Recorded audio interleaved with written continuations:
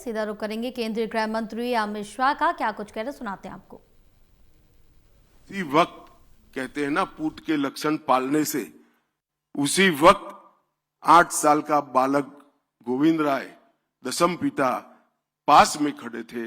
उन्होंने क्षण का भी विचार करे बगैर कहा कि आपसे महान कौन हो सकता है, अगर बलिदान देना है तो आपको ही देना चाहिए। एक 8 साल का बच्चा अपने पिता को कहता है कि आप तो बड़े महान हो, अगर बलिदान देना है तो आपको देना चाहिए। रोक के धर्म परिवर्तन को।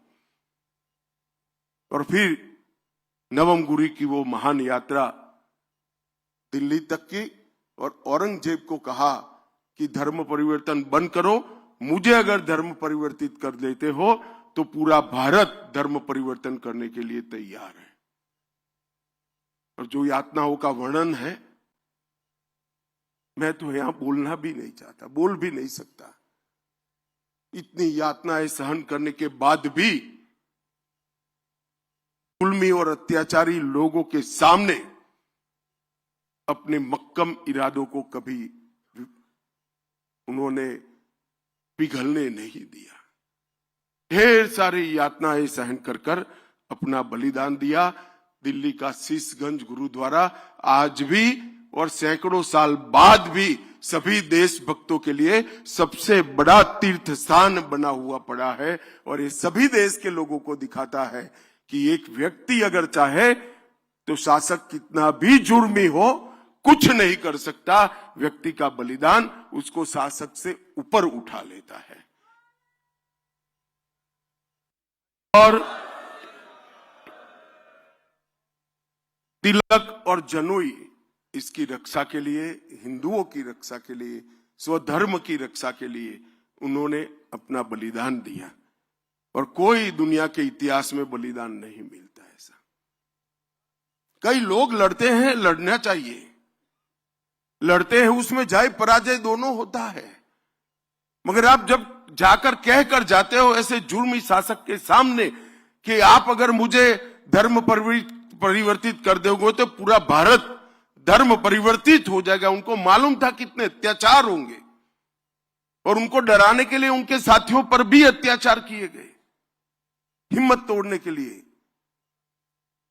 मगर जरा भी डिगे बगैर अपना बलिदान दिया।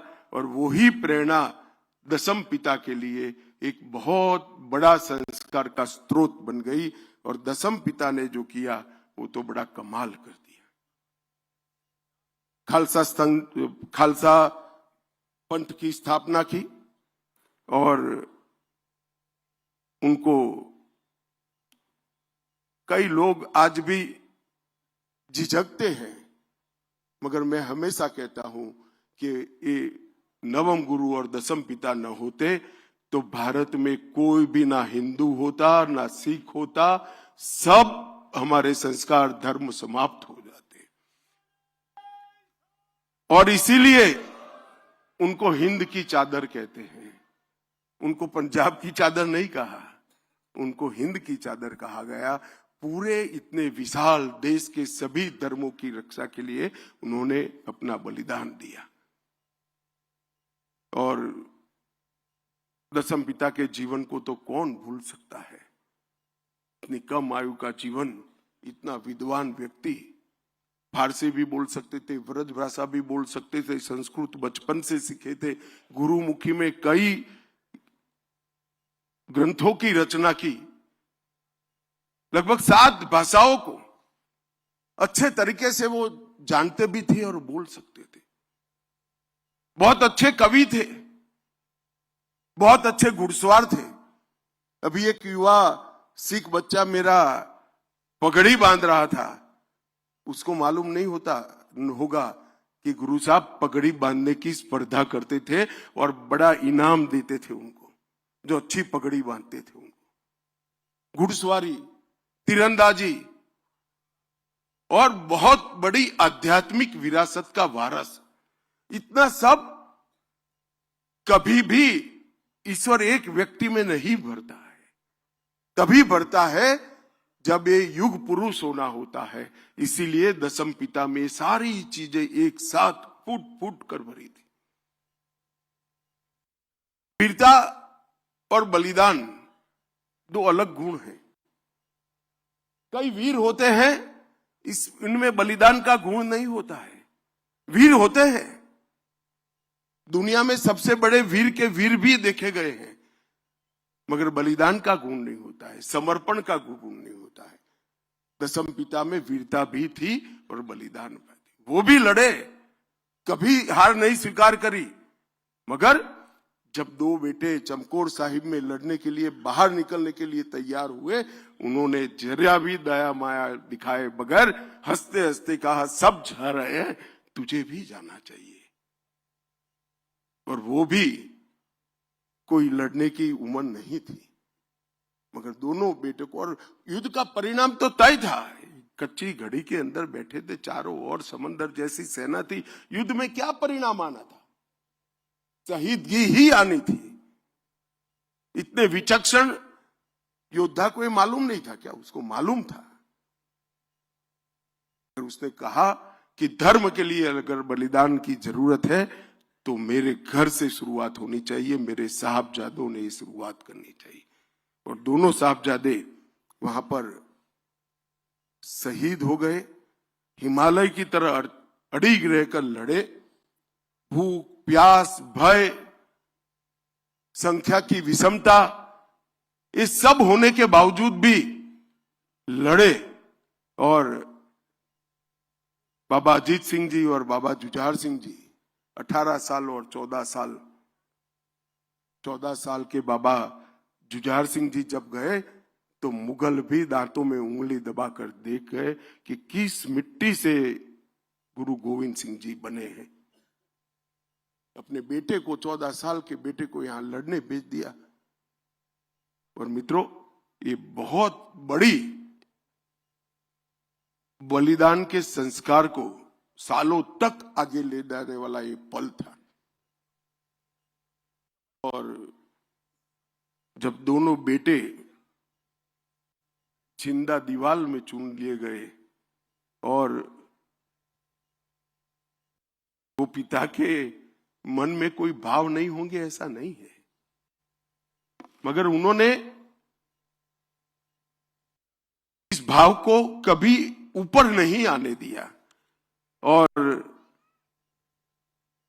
दोनों बेटे दीवार में चुनवा लिए गए और जुर्म और धर्मांधता की एक प्रकार से इंतहा का उदाहरण मुगलों ने, दुनिया ने के सामने रखा। और मुझे तो आज भी वो पल की मैं थोड़ा रिवाइंड कैसेट चलाकर दिमाग में सोचता हूं कि माता गुजरी ने पगड़ी ढंग की बांधकर बच्चों को वहां भेजा होगा। वो मां के हृदय पर क्या गुजरी होगी, अपने पोतों को वहां भेजना और इतनी बहादुरी से भेजना कि तुम गुरु गोविंद सिंह जी के बेटे हो, कहीं झुकना मत, डरना मत, धर्म के लिए अड़िग रहना। वो संस्कार बहुत कम लोग अपने बच्चों को दे पाते हैं। मित्रों, जब उनको समाचार मिला कि चारों साहबजादे शहीद हो गए हैं और एक मां ने इनके सामने सवालिया नजर से पूछा कि अब क्या, मेरा तो कोई बेटा ही नहीं बचा। तब ये महान आदमी के मुंह से ऐसे ही निकल गया, 4 मुए तो क्या हुआ, जीवित कई हजार। ये बहुत बड़ा मन चाहिए साहब, बहुत बड़ा मन चाहिए। और आज हम सब दशम पिता को श्रद्धा से देखते हैं। और आज दशम पिता का वाक्य भी सही हो गया, जुर्म करने वाले तो चले गए, आज उनके हजारों, लाखों, करोड़ों बेटे धर्म के लिए लड़ने के लिए तैयार खड़े हैं, मातृभूमि के लिए लड़ने के लिए तैयार खड़े हैं। और ये गुरु गोविंद सिंह जी के मन से निकला हुआ वाक्य था, ये कोई भाषण नहीं था। जब अपनी पत्नी हिसाब मांगती है कि मेरे बेटों का क्या हुआ भाई, अब मैं किसको बेटा कहूंगी। तब मन से निकला वो वाक्य थे, 4 मुए तो क्या हुआ जीवित कई हजार। ये वाक्य दशम पिता के मुंह से ही निकल सकता है। जीवन में कभी पराजय को स्वीकारा नहीं, अंत समय तक लड़ते रहे और फौलादी इरादों से एक बहुत बड़ी ताकत को चैलेंज दिया।